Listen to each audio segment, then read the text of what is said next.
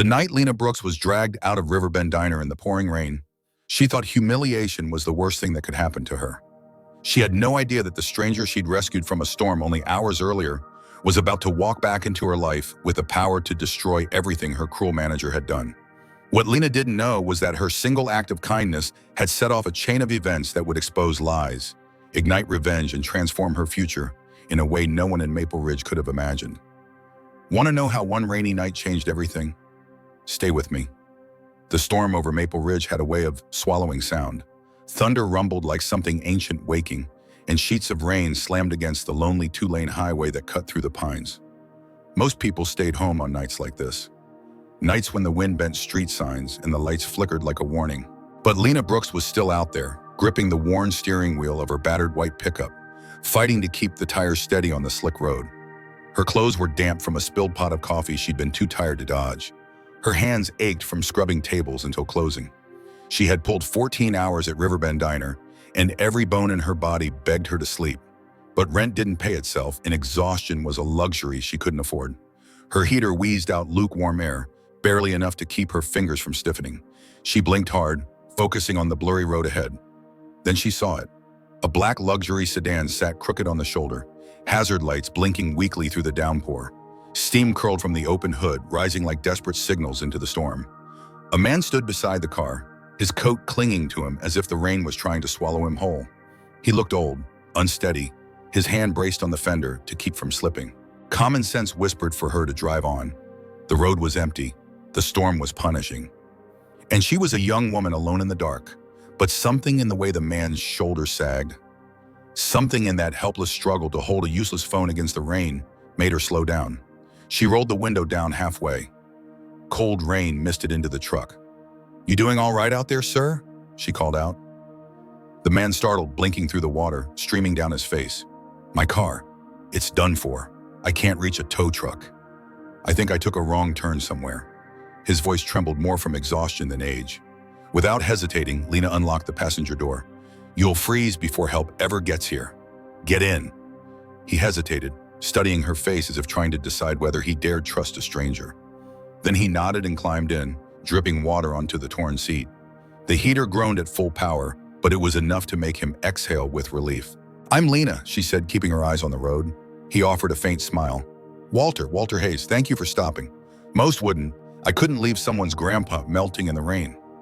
He let out a breath that almost resembled a laugh. Beneath the wet hair plastered to his forehead, his eyes looked thoughtful, observant, quietly intelligent. He wasn't just some lost old man, and something about him carried a presence Lena couldn't quite name. She didn't ask questions. She simply drove. The headlights cut narrow paths through the storm as they wound toward her neighborhood, a strip of weathered apartment buildings sitting under flickering streetlights. Inside her small one-room flat, Walter looked out of place. The cracked paint, the old radiator, the mismatched furniture. But Lena moved with quiet confidence, handing him a towel, microwaving instant soup, offering him her only blanket. "You're going to catch pneumonia out there," she said. "Sit, warm up." He accepted everything with a gentleness she didn't expect. When he finally lay down on her couch, wrapped in the thin blanket, he whispered, "I won't forget this, Miss Lena." But when dawn came, he was gone. The blanket was folded, the soup mug washed, a single note lay on her table. "Thank you for seeing me as a person." She pressed the note to her chest for a moment, then tucked it into her pocket. Small kindnesses rarely paid the bills, but they held her upright when the world didn't. The morning air stabbed cold against her skin as she hurried up the hill to Riverbend Diner. Her shoes squeaked against the wet floor as she entered, breathless and 5 minutes late. Mark Delvin was already standing behind the counter, sleeves rolled, expression carved into annoyance.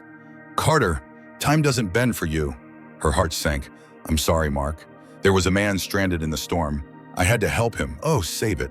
You think good deeds pay rent? You think they impress me?" His voice rose so everyone could hear. "Owner's visiting today and you stroll in like you're doing us a favor." A few customers turned to watch. The young cook froze mid-flip at the grill. Mark stepped closer, lips curled. "You're done here. Hand over your apron." Lena's throat tightened, but she refused to cry. Not for him. She untied her apron with steady hands and placed it on the counter. As she turned toward the door, a woman in a booth whispered, "That poor thing. She's the kindest person here." The words stung more than the rain that greeted her outside. She walked away without looking back, but someone else was looking. A black sedan rolled slowly past the diner, the tinted window lowered just enough for Walter Hayes to see Lena walking down the sidewalk, soaked in humiliation. He tightened his jaw. So, this is where she works. He adjusted his tie. The note she'd given him lay on the seat beside him. By the time the clock struck noon, the diner buzzed with anticipation. No one had ever met the elusive owner, and rumors swirled through whispered conversations. Mark straightened napkin holders obsessively, trying to appear in control. Then the bell over the door chimed. A tall, silver-haired man stepped in, wearing a dark tailored coat and polished shoes.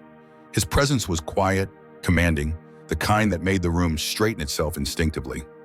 Mark rushed forward with a fake smile. "Mr. Hayes, welcome, sir. You'll find everything perfectly in order." The diner fell silent as Walter scanned the room. His gaze stopped at the empty corner where Lena usually worked. "Where is the young woman from this morning?" he asked. Mark blinked. "Who?" "Lena Brooks," Walter repeated. "The waitress who worked here yesterday." "Oh, her. I had to let her go. Always late. Poor attitude. Not the kind of image you'd want for your business." Walter's expression didn't change, but the temperature in the room seemed to drop. "Call her back. Immediately." Mark's face drained of color. "Sir, that won't be necessary."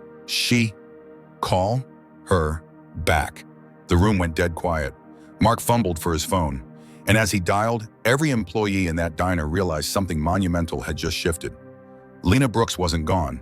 She had just become the center of a storm much bigger than last night's. "Would you have stopped for a stranger on a night like that? Yes or no?" Lena hesitated at the doorway of Riverbend Diner when she returned that afternoon, still unsure why she'd been summoned. Her uniform was wrinkled, her hair slightly frizzed from the rain, and her eyes carried the exhaustion of a woman who'd swallowed too much humiliation in one day. She stepped inside slowly. Every head turned. Conversations halted mid-sentence.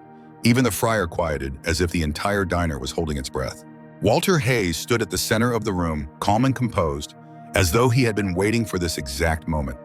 When his gaze found hers, something softened in his expression, something that told her she was no longer invisible. "Miss Brooks," he said, voice steady but warm, "please come here." Lena froze. She expected another reprimand, another lecture about being late or causing disruption. But the way the staff was staring at her, the way Mark Delvin's face had lost all its color, told her something very different was unfolding. Lena stepped forward cautiously. Walter nodded once as if confirming a decision. "You helped me last night when no one else would. You didn't know who I was. You had nothing to gain. You just saw a man standing in the rain." A ripple of whispers swept through the diner. The cook nearly dropped his spatula. Walter continued, "That is the kind of person I want representing this place. Effective immediately, I am reinstating Lena Brooks as co-manager of Riverbend Diner." The words seemed to echo.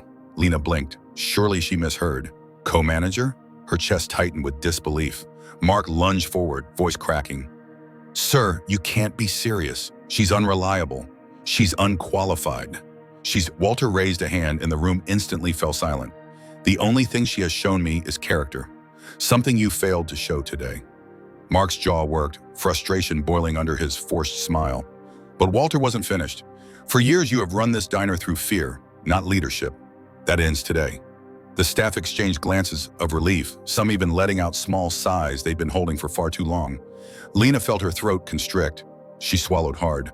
"Sir, I don't know what to say. I'm not sure I'm even fit to—" "You are," Walter replied, "because I watched you give kindness when no one was watching." Her vision blurred. She wasn't used to being seen, much less believed in. Mark stepped back, face flushed with anger he couldn't hide. He stormed into the kitchen without another word, and for the first time since she'd started working there, the diner felt lighter, as though the air itself was different. The rest of the day unfolded like a dream. Customers smiled at her. Coworkers reached out to congratulate her. Even the regulars, the ones who never looked up from their coffee mugs, offered quiet nods of approval. When the last table finally cleared, Lena and Walter sat across from each other in the now empty diner. The neon sign buzzed softly outside, its reflection glowing faintly on the wet pavement. "I don't understand why you're doing all this for me," she said quietly. Walter rested his hands on the table, folding them with a thoughtful seriousness. "There was a time in my life when someone believed in me when I didn't believe in myself. I built this business because of that chance. And now, when I see someone who deserves that same chance, I don't hesitate." Lena lowered her gaze. "I'm just an ordinary waitress." No, you're someone who gave a stranger your only blanket on the coldest night of the year. That is not ordinary. She didn't know how to respond. Gratitude pressed against her ribs, but so did fear. Fear of failing, fear of responsibility, fear that this was too good to be real. As if sensing her thoughts, Walter leaned back slightly. You won't be doing this alone. I'll guide you. But the heart of this diner is already beating stronger because of you. She lifted her eyes, meeting his steady gaze. And for the first time in a long time, she felt capable. But the peace didn't last. Later that evening, as she walked through the back hallway to grab her coat, Lena heard a noise from the kitchen. A pan clattered softly, a rustle, someone breathing sharply. She stepped into the doorway. Mark was there, leaning over the cash register drawer with an intensity that made her stomach twist. His shoulders jolted when he realized she had seen him. He snapped the drawer shut. What do you want? Lena stiffened. I thought everyone had left. He wiped his palms on his apron, trying to mask the tremble in his hands. Just checking inventory. But she had worked with him for 4 years. She knew his compulsive organizing habits, his nervous tics, his temper. And she knew lies when she heard them. She nodded slowly and left the room, but the unease lingered like a storm cloud gathering over her shoulder. When she reached the front door with her coat in hand, Walter caught up to her. Everything all right? He asked. She hesitated. I'm not sure. Mark was in the register just now. Something felt wrong. Walter nodded once, his expression unreadable. I'll look into it. But Lena could tell by the tightening of his jaw that he already had suspicions of his own. She stepped outside. Rain misted softly from the night sky. For a moment, she let herself breathe. Let herself feel the fragile hope of a new beginning. But somewhere inside her, she sensed that this wasn't the end of her struggle. It was only the calm before another storm. Before she walked away, she glanced back at the glowing diner windows. They looked warm, almost safe. She hoped they would stay that way. Would you trust a mentor who suddenly appeared in your life the way Walter did for Lena? Yes or no? By the end of the week, Riverbend Diner felt different. The morning rush came with brighter smiles, lighter footsteps, and a sense of pride that had never existed under Mark's rule. Lena was learning quickly, balancing registers, guiding staff, greeting customers with her calm steadiness. Walter often watched from his corner booth, quietly pleased. But beneath his composed exterior, he saw what Lena hadn't fully noticed yet. Mark wasn't letting go. He hovered in the background with an unsettling stillness, his eyes following Lena a little too long. He spoke less, smiled less, and carried a bitterness that pressed against the walls like a pressure building. When the first shortage appeared in the register, Lena insisted it had to be her mistake. She counted twice, then a third time. But she saw the numbers and they weren't adding up. The next morning it happened again, only larger. She confronted Walter in his office, her hands trembling even though she tried to hide it. I balanced everything myself. Something isn't right. Walter closed the accounting book slowly. Do you believe someone is targeting you? She hesitated. I don't want to accuse anyone, but I know I'm not making mistakes. Walter nodded with a seriousness that made her chest tighten. Then we'll find the truth. The following evening, after closing, a plain-clothed investigator slipped through the back door. Nothing was said to the staff. No gossip was allowed to spread. By midnight, small hidden cameras were installed, their lenses trained on the registers and surrounding counters. Walter trusted Lena, and now they would uncover who didn't deserve that trust. Days passed. Work continued as usual. Lena kept her smile steady even though unease gnawed at her. Mark avoided her, but not in a way that calmed her nerves. His eyes flicked toward the drawer she used, toward the camera he didn't know existed, toward the growing resentment swelling in his throat. On a stormy Tuesday night, while the wind rattled the windows and rain tapped against the glass, the camera caught exactly what Walter feared. Mark waited until Lena left early to handle a delivery. He slipped to her register, opened the drawer and removed a stack of bills. Then he replaced her account slip with one he had prepared earlier. He even let out a small, triumphant laugh. Let's see you talk your way out of this. The next morning, the staff was summoned before opening. Confusion spread among them, but no one dared question Walter's request. Lena stood near the counter, heart thudding so loudly she could hear it. The investigator set a laptop on the table and pressed play. Silence crushed the room as the footage revealed everything. Mark's hand taking the money, his smirk, his whispered words. Mark's face drained white. That's fake. She's setting me up. You all know what she's capable of. No one spoke. Even Lena couldn't find words. It was Walter who stepped forward, voice low but sharp enough to cut through the air. You framed the one person who saved me. You tried to destroy her reputation in my business after she gave you nothing but respect. I built this place on trust, and you made it rot. Two uniformed officers entered quietly. Handcuffs clicked before Mark could escape the truth. He shouted, cursed, begged, but no one reached out for him. No one defended him. It was over. When the door closed behind the officers, the diner remained still. Lena lowered her head, overwhelmed not by victory, but by grief for what a person could become when resentment turned to poison. Walter approached gently. "You handled all of this with more grace than most people could. You didn't break. You didn't retaliate. You held on to your dignity." She took a shaky breath. "I just didn't want to lose the place that finally felt like something good in my life." Walter exhaled softly. "Then I think it's time you knew exactly how much this place needs you." 6 months later, Riverbend Diner had transformed. The new sign shone proudly above the door, the windows gleamed, and the booths were packed every morning. Regulars from all over Maple Ridge came not just to eat, but to experience the diner that somehow felt warmer, safer, and kinder under Lena's leadership. The press eventually picked up the story of the storm, the kindness and the unlikely partnership between a diner waitress and the hidden owner who saw her worth. On a crisp evening, as customers filled the room with laughter and the scent of fresh coffee, Walter stood up from his usual booth and tapped his glass. The room quieted. "We built this place on compassion." Lena reminded us of that. "Today, I'm making something official." Lena looked up sharply, confused. "From this moment on, you're not just co-manager. You are my full partner in the Riverbend brand. Everything we rebuild together." The staff erupted into applause. Lena's hands flew to her face as tears filled her eyes. Walter handed her an envelope. Inside were legal documents that confirmed what she never imagined she could earn. "You deserve every bit of this," he said softly. Later that night after closing, Lena stepped outside to feel the cool air. Across the street, under the dim glow of a car wash sign, she saw a figure bent over a windshield. Mark, wearing a faded work uniform, shoulders slumped as the mist soaked into his clothes. He looked smaller than she remembered, not frightening anymore, just defeated. She watched him for a long moment before walking across the street. He startled when she stopped beside him. "What do you want?" he muttered, without looking at her. She held out a sealed envelope. "Your name is on it. Open it when you're ready." She didn't wait for him to ask questions. She returned to Riverbend Diner, flipping the sign from closed to open for the next morning, as the first hints of dawn touched the sky. Inside the envelope Mark later opened was a donation receipt made in his name to a local rehabilitation charity, along with a small check and a handwritten note that simply said, "Everyone deserves a second chance. I had mine." Back in the diner, Lena tied her apron, took a deep breath, and smiled at the first customer shaking off the rain at the door.